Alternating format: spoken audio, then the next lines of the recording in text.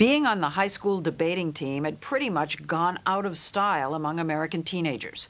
But now debate is making a comeback, not just in white upper-class suburbs where you might expect it, but also in inner cities. In the last 6 years, 12,000 students across the U.S. have joined what are called urban debate leagues, supported by educators who believe debating is a better learning tool for inner city students than anything else they've tried. Unlike what we're used to from political candidates, high school debaters face off for an hour and a half with no moderator to keep order, just a judge who decides the winner.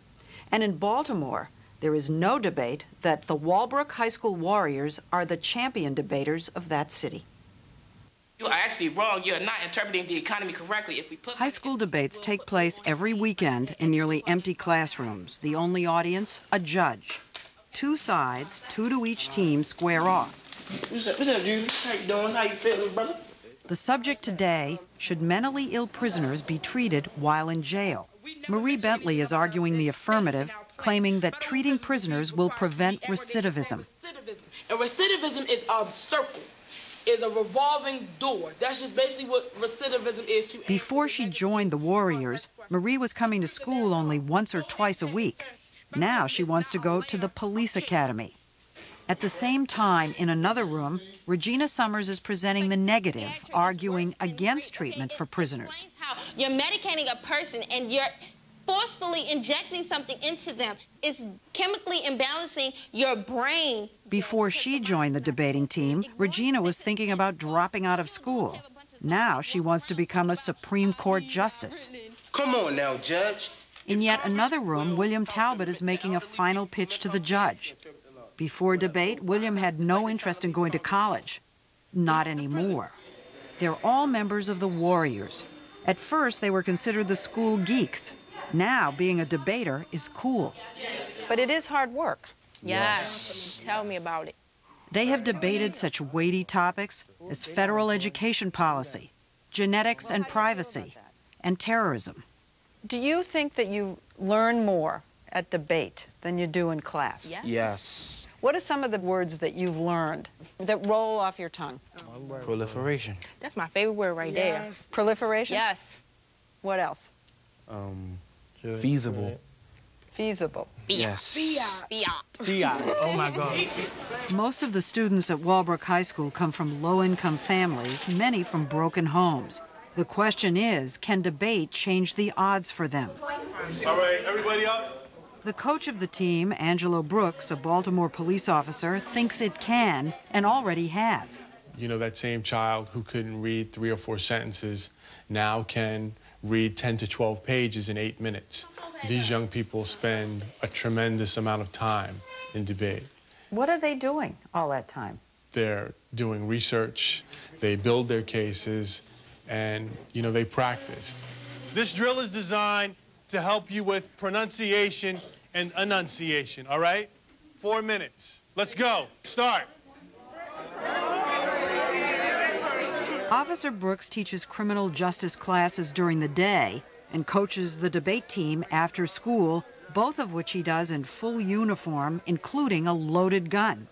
All right, wipe the slob off your mouth and off the pen, and don't nobody borrow each other's pens. You nasty buzzards. Twice a week at practice, Brooks teaches debate tactics, like how to make an effective rebuttal. They bring up another argument, you raise how many more arguments? Like 10. Exactly. They raise 2, you raise 6. And you keep on. You don't stop. That's debate theory. Brooks says his students have overcome tremendous adversities like child and sexual abuse and drugs in the family. A cop in the classroom so committed to making a difference that he let a kid who was a gang member and a drug dealer join the team. But you're a policeman. Yes, I am. You know, well, there's a conflict. It is a conflict, but we can't arrest ourselves out of the problems that exist in society. So did he turn the dealer around? He isn't sure, but at least the kid graduated. All right, everybody got their evidence? Who's missing evidence? It's early Saturday morning, and Officer Brooks is taking the team to a tournament at a nearby high school. As the reigning champs, the Walbrook Warriors are the ones to beat. Get your evidence out, pair up. and go over your stuff and relax. Relax? These kids are as pumped up as any athletes before a big game. The teenage adrenaline is running so high You know what I mean? that some of the kids need settling down. You know, you just got to concentrate a little more and make a little bit of a commitment.